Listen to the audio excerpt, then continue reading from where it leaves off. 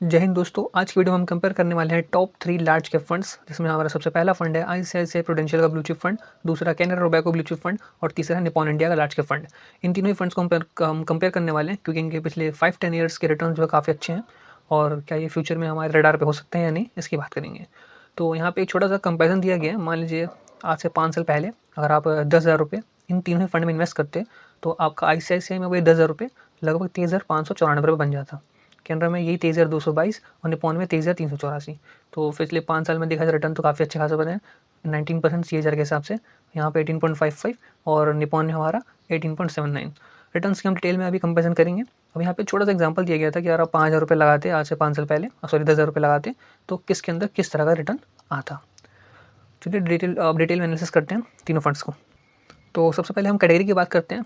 तो जैसे कि नाम से पता चल रहा है तीनों ही हमारे इक्विटी लार्ज कैप हैं। और तो इसका मतलब ये है कि स्मॉल और मिड कैप के मुकाबले तो काफ़ी सेफ़ है, पर क्योंकि है तो इक्विटी के ही हमारे फंड, तो इक्विटी में इन्वेस्ट हो रहे हैं तो ये रिस्क तो होगा ही होगा। पर हाँ, मिड कैप और स्मॉल कैप के मुकाबले कम होगा क्योंकि इसमें लार्ज कैप कंपनी से थोड़ी स्टेबल ज़्यादा होती है। फंड एज की बात करें, मतलब कि ये तीनों फंड कितने पुराने हैं, तो तीनों ही फंड हमारे लगभग 11 साल से चल रहे हैं, ऑन गोइंग है। फंड साइज़ की बात करें तो सबसे ज़्यादा फंड साइज़ हमारा आईसीआईसीआई का लगभग 47,929, मतलब लगभग 48,000 मोटा मोटी बोल सकते हैं हम इसे। और कैनरा रुपये की बात करें तो 11,600 और 20,218। तो फंड साइज में आईसीआईसीआई हमारा टॉप पर चल रहा है, काफ़ी ज़्यादा लोगों ने इन्वेस्टमेंट कर रखा है। एक्सपेंस रेशियो की बात करें तो सबसे कम एक्सपेंस रेशियो हमारा कैनरा का है, मतलब कैनरा रोबैको ब्लू चिप का। लेकिन अभी हम रिटर्न देखेंगे क्योंकि आईसीआईसीआई ने और निपॉन ने काफ़ी अच्छे रिटर्न दिए हैं। तो अगर मान लीजिए कोई फंड मैनेजर थोड़ा सा ज़्यादा एक्सपेंस रेशियो ले लेता है, पर अगर हमें वो एक्सेस रिटर्न जनरेट करके देता है, मतलब एक्स्ट्रा अल्फा, तो हम थोड़ा सा रिटर्न, मतलब थोड़ा सा हम एक्सपेंस रेशियो ज़्यादा हो तब भी चल सकता है। अभी डिटेल में एनालिसिस करेंगे रिटर्न्स किस प्रकार है तीनों ही फंड के। और एग्जिट लोड की बात करें तो आईसीआईसीआई में और हमारे कैनरा में, इन तीनों ही के अंदर अगर आप 1 साल से पहले एग्जिट करते हैं तो आपको 1% का एग्जिट लोड देना पड़ेगा। निपॉन के अंदर है आप 0 डेज से लेकर 7 डेज तक, मतलब अगर 1 हफ्ता के अंदर अगर निकलते हैं तो एग्जिट लोड लगा रहा है 1% का। अगर 1 हफ्ता कम से कम आप रुक जाते हैं तो कोई एग्जिट लोड नहीं है। तो आपको खैर इस एग्जिट लोड से डरने की ज़रूरत नहीं है क्योंकि हम इन्वेस्टमेंट की बात कर रहे हैं। तो 1 साल से ऑफकोर्स वो ज़्यादा होगा ही होगा। अगर कोई 1 साल से पहले निकलने को सोच रहा है तो आपको इन्वेस्ट करने की ज़रूरत नहीं है फिर लार्ज कैप में, मेरा मतलब इक्विटी में, क्योंकि आप फिर अगर आप इतने जल्दी निकलने की बात करें तो आपको डेट फंड में ज़्यादा जाना चाहिए। तो चलिए अब अगला एनालिसिस देखते हैं। बेंचमार्क की बात करते हैं। तो बेंचमार्क में तीनों ही हमारा S&P BSE 100 total return index को ही हमारा ये बेंचमार्क कंसिडर कर रहे हैं तीनों ही हमारे फंड्स। नंबर ऑफ स्टॉक्स की बात की जाए तो हमारा आईसीआईसीआई ने लगभग डिफरेंस 77 स्टॉक्स में इन्वेस्ट कर रखा है, कैनरा में 50 और निपॉन में 56। तो जो हमारा आईसीआईसीआई वो काफ़ी ज़्यादा डाइवर्सिफाइड है, 77 स्टॉक्स में इन्वेस्ट कर रखा है। टॉप होल्डिंग की बात की जाए, टॉप 5 होल्डिंग्स, तो उसमें हमारा सबसे ज़्यादा आईसीआईसीआई में, मतलब आईसीआईसीआई फंड वालों ने अपने ही स्टॉक को सबसे ज़्यादा बाय कर रखा है, मतलब अपनी कंपनी का है आईसीआईसीआई बैंक को। और रिलायंस, फिर लर्सन टर्बो, इन्फोसिस एंड एक्सिस, इस प्रकार इनके टॉप 5 होल्डिंग्स हैं। और कैनरा रिबो और हमारे निपॉन की बात करें तो इनका सबसे ज़्यादा एक्सपोजर जो है एचडीएफसी के बैंक में ही है। उसके बाद इन्होंने भी एचडीएफसी को, सॉरी आईसीआईसीआई को इन्होंने भी लिया है, पर इनका टॉप जो बैंक जो है इनका एचडीएफसी का ही है। तो क्योंकि इन टॉप होल्डिंग यहाँ पे दिखाई दे रहा है आईसीआईसीआई, मतलब बैंक ज़्यादा दिखाई दे रहे हैं, तो एक बार इनके सेक्टर एलोकेशन देख लिया जाए थोड़ा सा नीचे करके। 1 सेकंड, 1 मिनट। सेक्टर की बात की जाए और टॉप 3 सेक्टर्स, तो इसमें फाइनेंशियल सर्विसेज, क्योंकि ज़्यादातर हमारे जो लार्ज कैप है उसके अंदर सबसे ज़्यादा वेटेज जो है हमारे फाइनेंशियल सेक्टर का ही है, इसलिए इन तीनों फंड्स का जो सेक्टर लोकेशन जो है फाइनेंशियल सर्विसेज में सबसे ज़्यादा 24%, 31% और 36%। बाकी एनर्जी, टेक और कंज्यूमर्स में डिफरेंट तीनों ही फंड ने इन्वेस्टमेंट कर रखे हैं। तो और top number of different sectors, मतलब अलग अलग सेक्टर के मतलब डिफरेंट 12 सेक्टर्स में इन्वेस्टमेंट की गई है हमारे आईसीआईसीआई के द्वारा। और निपॉन इंडिया में, सॉरी कैनरा में 10 और निपॉन में 10। तो हमारा जो आईसीआईसीआई है वो थोड़ा सा ज़्यादा डाइवर्सिफाइड है क्योंकि इसमें 77 स्टॉक्स भी थे, तो इनके सेक्टर भी ज़्यादा बढ़ गए हैं। तो इसमें सोचने वाली बात नहीं है, ज़्यादा डाइवर्सिफाइड है ज़्यादा सेफ, ऐसे कुछ नहीं है। देखा जाए तो तीनों ही लार्ज कैप में होने, मतलब इन्वेस्टमेंट कर रहे हैं, तो लार्ज कैप ऑलरेडी पहले से ही मतलब सेफर साइड है।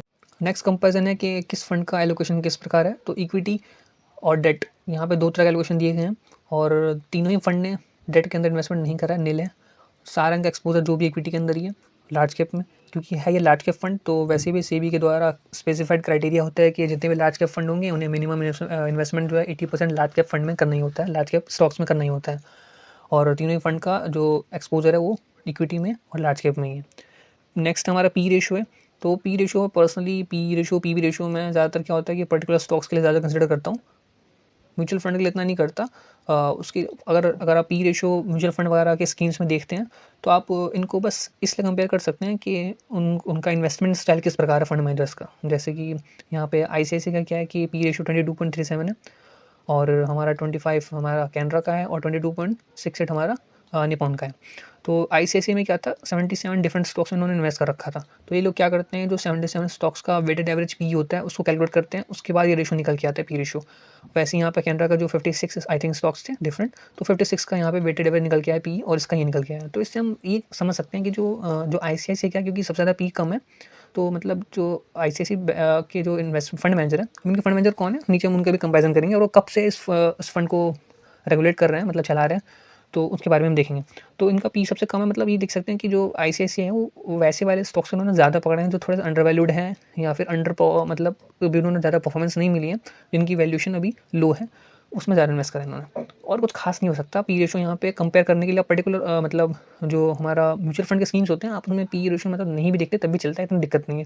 आप बाकी सारे चीज़ें कंपेयर करें, उससे आप काफ़ी अच्छा सिलेक्शन कर सकते हैं। नेक्स्ट देखते हैं हम, और हमारा नेक्स्ट कंपेरिजन है रिस्क रेशियोज़ क्या है इन तीनों ही फंड्स के। तो सबसे पहला रिस्क रेशियो हमारा शार्प है और दूसरा अल्फ़ा। तो ज़्यादा टेक्निकल पे ना जाते हुए मैं आपको सिंपल थंब रूल बताता हूँ, जितना ज़्यादा शार्प है जितना ज़्यादा अल्फ़ा उतना ही बढ़िया फंड। तो यहाँ पे सबसे ज़्यादा अल्फ़ा हमारा और सबसे ज़्यादा शार्प दिखाई दे रहा है हमारा निपॉन का सबसे ज़्यादा अल्फ़ा है और सबसे ज़्यादा शार्प है। तो मतलब ज़्यादा जिस फंड का जितना ज़्यादा अच्छा उतना बढ़िया। लेकिन यहाँ पे ये चीज़ और कंसिडर कर सकते हैं कि निपॉन का बीटा और स्टैंडर्ड डिवीजन मतलब रिस्क थोड़ा ज़्यादा है इनके मुकाबले, निपॉन और हमारा कैनरा और ICICI। तो क्योंकि निपॉन में अल्फ़ा और हमारा शार्प पे मैक्सिमम है, सबसे ज़्यादा है, इसलिए थोड़ा सा इनके मुकाबले रिस्क भी ज़्यादा है। पर हाँ लार्ज कैप हैं और तीनों ही फंड ने काफ़ी अच्छे परफॉर्मेंस कर रहे हैं, तो हम इन तीनों को अपने रडार पर रख सकते हैं इन्वेस्टमेंट के लिए, अगर लार्ज कैप में इन्वेस्टमेंट करने को सोच रहे हैं तो आप।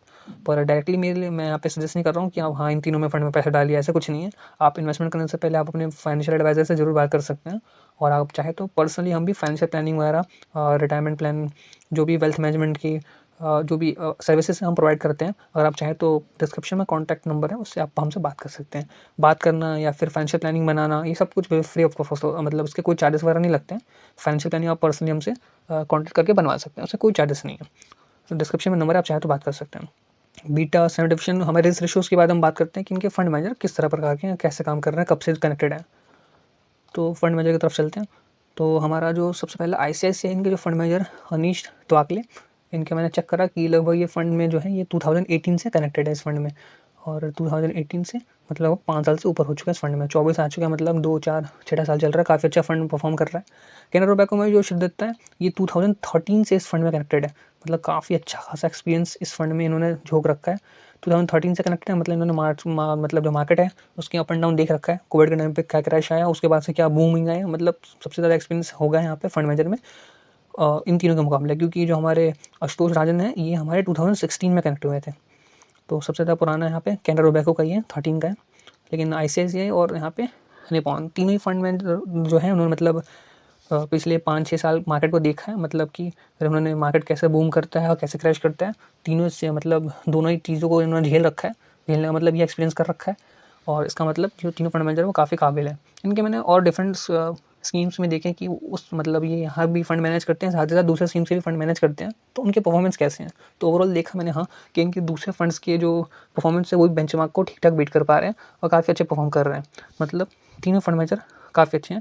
और जो तीनों फंड है वो भी बहुत अच्छे रिटर्न भी जनरेट करके दे रहा है, जैसे कि आपको पास रिकॉर्ड दिख भी गया रिटर्न्स में 5 ईयर 10 ईयर या 3 ईयर में इन्होंने काफ़ी अच्छे रिटर्न दिए हैं। तो यस, आप तीनों फंड को कंसिडर कर सकते हैं, अपने रडार पर रख सकते हैं, पर हाँ फाइनल डिसीजन आपका ही है। तो इस वीडियो में इतना ही रहने देते हैं, मिलते हैं नेक्स्ट वीडियो में। जय हिंद दोस्तों।